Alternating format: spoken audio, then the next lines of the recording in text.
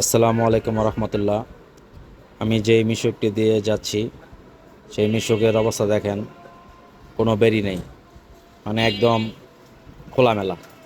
তো এভাবে যদি একটা দুর্ঘটনা ঘটে তাহলে ড্রাইভারের কী অবস্থা হবে।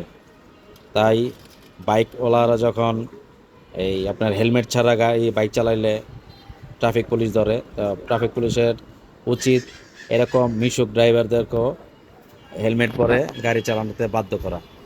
দেখুন কি অবস্থা, মানে আমার নিজেরই ভয় লাগছে এই গাড়িতে যাওয়ার সময়।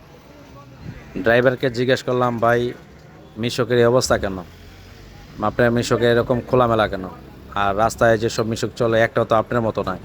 তখন সে বলল, ভাই কি আর করা, এটা ভাড়া চালিত মিশুক ভাই। এখন মহাজন যদি আমাকে ভাই এরকম মিশুক দেয়, আমি এরকম মিশুকতে চালাবো ভাই। আর লোকটি নতুন নারায়ণগঞ্জে, তো বেশি কিছু আর বলি নেই ভাইকে।